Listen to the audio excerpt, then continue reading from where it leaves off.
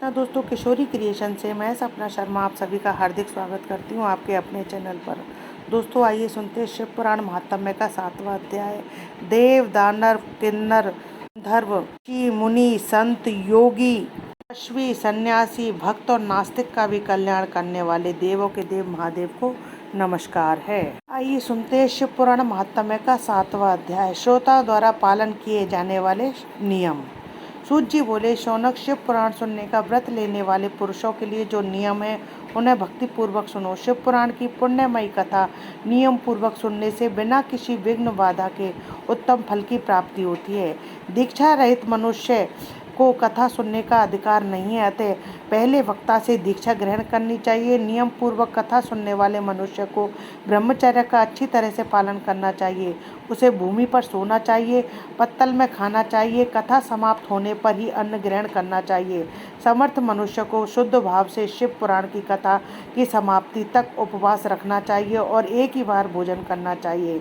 गरिष्ठ अन्न, दाल, जला अन्न, सेम, मसूर, बासी अन्न नहीं खाना चाहिए। जिसने कथा का व्रत ले रखा है उसे प्याज, लहसुन, हींग, गाजर, मादक वस्तु तथा आमिष कही जाने वाली वस्तुओं को त्याग देना चाहिए।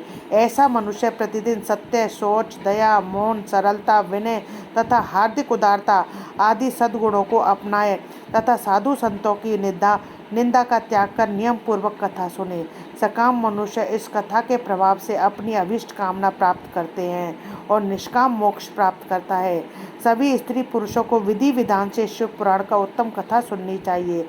महर्षि शिव पुराण की समाप्ति पर श्रोताओं को भक्ति पूर्वक भगवान शिव की पूजा की तरह तरह पुस्तक की पूजा करनी चाहिए। इसके पश्चात विधि पूर्वक वक्ता का भी पूजन करना चाहिए। पुस्तक को रखने के लिए नया और सुंदर बस्ता बनाएं।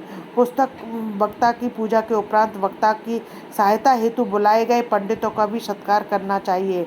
कथा में पधारे अन्य ब्राह्मणों को भी अन्न धन का दान दे। गीत, वाद्य और नृत्य से उत्सव का महान बनाएं। विरक्त मनुष्य को कथा समाप्ति पर गीता का पाठ करना चाहिए। गृहस्थ को श्रवण कर्म की शांति हेतु होम करना चाहिए। होम रुद्र संहिता के श्लोकों द्वारा अथवा गायत्री मंत्र के द्वारा करें। यदि हवन करने में असमर्थ हो तो भक्ति पूर्वक शिव सहस्त्र नाम का पाठ करें। श्रवण संबंधी व्रत की पूर्णता के लिए शहद से बनी खीर का भोजन 11 ब्राह्मणों को कराकर उन्हें दक्षिणा दें। शुद्ध मनुष्य 3 तोले सोने का एवं सुंदर एक सिंहासन बनाए। उसके ऊपर लिखाई हुई शिव पुराण की लिखी एक पोथी विधि पूर्वक स्थापित करें। पूजा करके दक्षिणा चढ़ाएं। फिर आचार्य का वस्त्र, आभूषण और गंध से पूजन करके दक्षिणा सहित वह पुस्तक उन्हें भेंट कर दे। शौनक इस पुराण के दान के प्रभाव से भगवान शिव का अनुग्रह पाकर मनुष्य भवबंधन से मुक्त हो जाता है। शिव पुराण का विधि पूर्वक संपन्न करने पर यह संपूर्ण फल देता है तथा भोग और मोक्ष प्रदान करता है। मुने, शिव पुराण का सारा महात्म्य जो संपूर्ण फल देने वाला है मैंने तुम्हें सुना दिया है। अब आप क्या सुनना चाहते हो? श्रीमान शिव पुराण सभी पुराणों के माथे का तिलक है। जो मनुष्य सदा भगवान शिव का ध्यान करते हैं उनकी वाणी शिव के गुणों की स्तुति करती है और जिनके दोनों कान उनकी कथा सुनते हैं उनका जीवन सफल हो जाता है। वे संसार सागर से पार हो जाते हैं। ऐसे लोग इहलोक और परलोक में सदा सुखी रहते हैं। भगवान शिव के सच्चिदानंदमय स्वरूप का स्पर्श पाकर ही समस्त प्रकार के कष्टों का निवारण हो जाता है। उनकी महिमा जगत के बाहर और भीतर दोनों जगह विद्यमान है। उन अनंत आनंदमय रूप परम शिव की मैं शरण लेता हूँ। श्री शिव पुराण महात्म्य 7वां अध्याय समाप्तम। दोस्तों, यदि आपको मेरा ये वीडियो पसंद आए तो प्लीज़ मेरे वीडियो को ज़्यादा से ज़्यादा लाइक और शेयर करें।